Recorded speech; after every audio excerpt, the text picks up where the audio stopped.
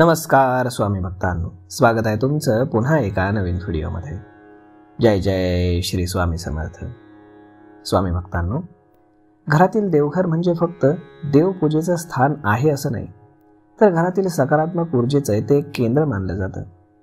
ज्याप्रमाणे आपण घराची स्वच्छता करतो, अगदी त्याचप्रमाणे देवघर देखील स्वच्छ ठेवायला हवं। जिथे आपल्या देवतांचा निवास आहे ती जागा नेहमी स्वच्छ असायला हवी। देवघराची स्वच्छता करताना खास काळजी आपण घ्यायला हवी। देवघराची स्वच्छता करताना काही विशेष नियमांचं पालन देखील आपण करायला हवं। अनेकदा असं होतं की मंदिर साफसफाई करत असताना आपल्याकडनं काही चुका होतात।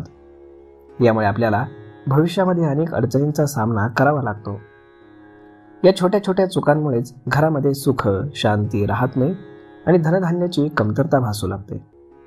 असं होऊ नये म्हणून देवघराची साफसफाई करताना कोणत्या चुका करू नयेत हेच आजच्या व्हिडिओमध्ये आपण जाणून घेणार आहोत। त्यामुळे तुम्ही जर चॅनलवर नवीन असाल तर चॅनलला सबस्क्राईब करायला विसरू नका। सर्वात पहिला नियम तो म्हणजेच रात्री देवघराची साफसफाई कधी करू नका। शास्त्रानुसार घरातील मंदिराची साफसफाई कधीही रात्री करू नये, कारण संध्याकाळी आरतीनंतरची वेळ म्हणजे देवतांच्या विश्रांतीचा काळ असतो। अशा वेळी साफसफाई केल्यास देवतांच्या विश्रांतीमध्ये व्यत्यय येऊ शकतो, त्यामुळे रात्री मंदिराची साफसफाई करणं टाळावं। त्यानंतर एकादशीला किंवा एकादशीच्या तिथीला मंदिराची साफसफाई करू नका। एकादशी तिथी आणि गुरुवारी मंदिराची साफसफाई करणं अशुभ मानलं जातं। या दिवशी मंदिराची साफसफाई केल्यास घरामध्ये दारिद्र्य आणि दुर्भाग्य येऊ शकतं।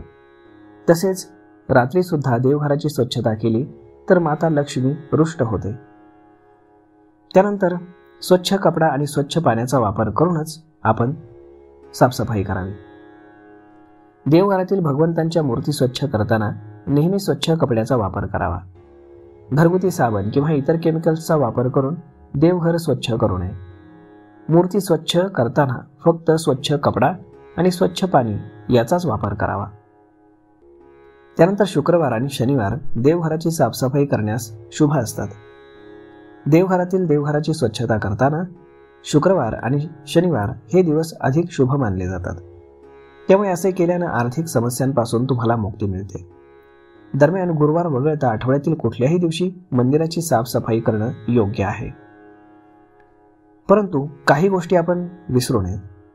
जेव्हा देवघराची तुम्ही स्वच्छता करत असाल तेव्हा देवघरातील देवांच्या मूर्ती आणि फोटो जमिनीवर कधीही ठेवू नका। त्यांना स्वच्छ कपड्यामध्ये किंवा स्वच्छ भांड्यात ठेवा।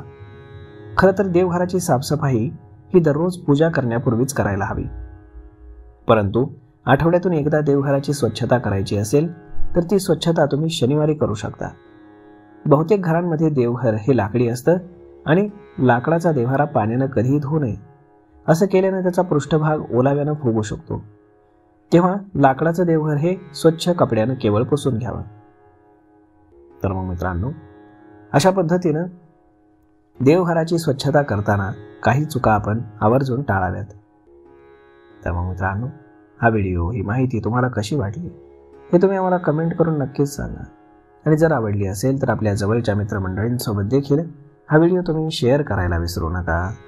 धन्यवाद।